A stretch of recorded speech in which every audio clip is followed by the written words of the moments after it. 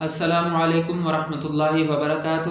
آج کی اس ویڈیو میں ہم آپ سے معاشرے کے ایک ایسے طبقے کے بارے میں بات کریں گے کہ جس کو معاشرے میں سب سے زیادہ بے عزت، سب سے زیادہ گرا ہوا اور سب سے زیادہ ذلیل طبقہ سمجھا جاتا ہے، اور یہ ایسا طبقہ ہے جس کو کوئی منہ لگانے کو تیار نہیں ہوتا، اس طبقے کو کوئی پسند نہیں کرتا، سارے ہی اس طبقے کو برا سمجھتے ہیں۔ لیکن کیا پتہ کہ کس کی کون سی نیکی اللہ تعالیٰ کو ایسی پسند آ جائے کہ وہ اس کی نجات کا سبب بن جائے۔ تو آج کی اس ویڈیو میں ہم نے آپ سے جس طبقے کے بارے میں بات کرنی ہے وہ یہ جسم فروش خواتین، جن کو عرف عام میں طوائفیں کہا جاتا ہے، وہ یہ طبقہ ہے۔ اور ہم آج کی اس ویڈیو میں آپ کو بتائیں گے کہ برادر اسلامی ملک بنگلہ دیش میں ان خواتین کے ساتھ مرنے کے بعد کیا سلوک کیا جاتا ہے اور ان کی لاشوں کو کس طرح ٹھکانے لگایا جاتا ہے۔ تو آئیے اب ہم بلا تاخیر اپنی اصلی ویڈیو کی طرف آتے ہیں۔ اسی سلسلے میں ہم آج کی اس ویڈیو میں آپ کو ایک کہانی سنائیں گے، جس کہانی کو سن کر آپ کو ساری بات بڑی تفصیل کے ساتھ سمجھ آ جائے گی۔ اکبری بیگم بنگلہ دیش کے سب سے بڑے قہبہ خانے دولت دیا سے تعلق رکھنے والی وہ پہلی سیکس ورکر ہیں جن کا جنازہ باقاعدہ اسلامی طریقے سے پڑھایا گیا اور ان کی تدفین بھی اسلامی طریقے سے پراپر طور پر کی گئی۔ 65 سالہ اکبری بیگم کے قریب سے درجنوں جسم فروش خواتین آنسو بہاتے ہوئے گزر رہی تھیں، اور اکبری بیگم کی بیٹی کا کہنا تھا کہ میں نے کبھی خواب میں بھی ایسا نہیں سوچا تھا کہ میری والدہ کی تدفین اس قدر عزت اور احترام سے کی جائے گی۔ وہ فرط جذبات میں بتا رہی تھیں کہ میری والدہ کے ساتھ ایک انسان جیسا سلوک کیا گیا۔ دوستو، اصل مسئلہ یہ ہے کہ بنگلہ دیش میں علماء اور وہاں کے مذہبی رہنما گزشتہ طویل عرصے سے جسم فروش خواتین کے جنازے پڑھانے سے انکار کرتے آئے ہیں۔ اس مرتبہ بھی جب اکبری بیگم کی وفات ہوئی تو ان کو ایک بے نام قبر میں دفن کرنے کی تیاری کی جا رہی تھی، لیکن سیکس ورکرز کی تنظیم نے مقامی پولیس سے اپیل کی کہ وہ مذہبی رہنماؤں سے بات کریں تاکہ اکبری بیگم کی تدفین باقاعدہ اسلامی طریقے سے کی جا سکے۔ اس سلسلے میں مقامی پولیس کے سربراہ، جن کا نام حمید الرحمان بتایا جاتا ہے، انہوں نے اس حوالے سے بات کو آگے بڑھایا۔ انہوں نے علماء سے مذاکرات کیے اور مقامی امام مسجد کو اس بات پر قائل کیا کہ وہ اکبری بیگم کا جنازہ پڑھائیں۔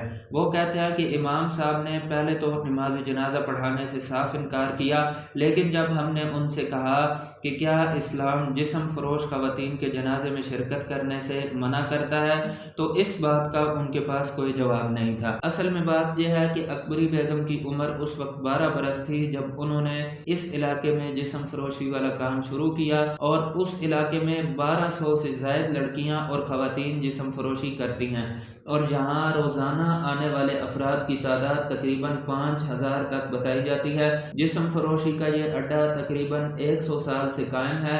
اس کو انگریزوں کے زمانے میں قائم کیا گیا تھا، لیکن اس کے باوجود انگریز ہندوستان سے چلے گئے۔ بنگلہ دیش پہلے مشرقی پاکستان بنا، پھر وہ پاکستان سے الگ ہو کر بنگلہ دیش بن گیا، لیکن یہ جسم فروشی کا مرکز اسی طرح قائم رہا۔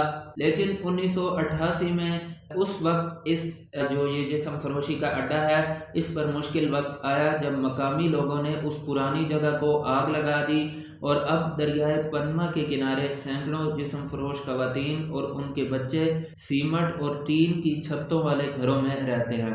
گزشتہ کئی عرصوں سے یہاں وفات پا جانے والی جسم فروش خواتین کی لاشوں کو ٹھکانے لگانے کا یہ طریقہ ہے کہ یا تو ان کو بغیر جنازہ پڑھائے، بغیر غسل کفن کیے، بغیر قبر بنائے سیدھا سیدھا دریا میں پھینک دیا جاتا ہے، یا انہیں کسی بے نام قبر میں دفن کر دیا جاتا ہے۔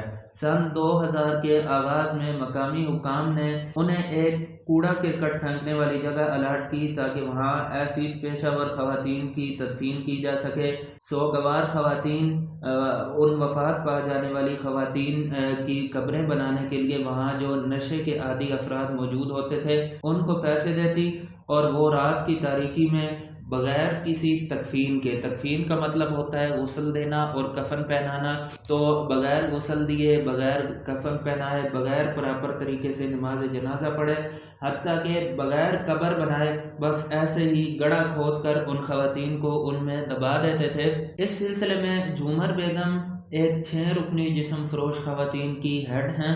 उनका कहना था कि जब कभी भी हमने दिन के वक्त तदफीन करने की कोशिश की तो गांव वाले बांसों और लाठियों से हमारा पेशा करते, और वहीं अपनी बेटी के हमरा जिस्म फरोशी करने वाली एक दूसरी ख़वातीन नीली बेगम का कहना था कि ये बिल्कुल ऐसा ही था जैसे कोई कुत्ता मर गया हो। लेकिन अब अकबरी बेगम की तदफीन के बाद यहाँ की तमाम ख़वातीन में ये उम्मीद पैदा हो चुकी है कि उनकी तदफीन भी बाकायदा इस्लामी तरीके से की जाएगी। उनको भी जनाजा, कब्र, कफन और इसके अलावा तदफीन के बाद वहाँ पर मकामी रिश्तेदारों और दोस्त अहबाब का आना जाना, वहाँ दुआ वगैरह करना नसीब हो सकेगा। जब अकबरी बेगम की वफ़ात हुई तो उस वक्त मकामी पुलिस के सरबराह का ये कहना था कि नमाज जनाजा में तकरीबन 400 अफराद शरीक हुए, और ये एक नहायत बेमिसाल मंज़र था। लोग रात के वक्त तक जनाजे में शिरकत करने के लिए इंतज़ार करते रहे। तमाम जिस्म फरोश ख़वातीन की आंखों से आंसू बह रहे थे। जनाजे में शिरकत करने वाले मकामी जनरल कौंसिलर जलील फ़खर का कहना था कि जिस्म फरोश ख़वातीन की बेहतर और बाकायदा इस्लामी तरीके से तदफीन उनका हक़ है। मौत के बाद तो उनसे इंसानी सलूक रवा रखा जाना चाहिए। अगर किसी ने कोई गुनाह किया है तो ये उसका और अल्लाह रब्बुल इज़्ज़त का मामला है, जिसके बारे में अल्लाह रब्बुल इज़्ज़त ने फ़ैसला ख़ुद करना है। आप और मैं इस सिलसिले में फ़ैसला करने वाले कौन होते हैं। तो दोस्तों, ये हमारी आज की वीडियो थी। मिलते हैं अगली वीडियो में। अस्सलामु अलैकुम वरहमतुल्लाहि वबरकातुहू।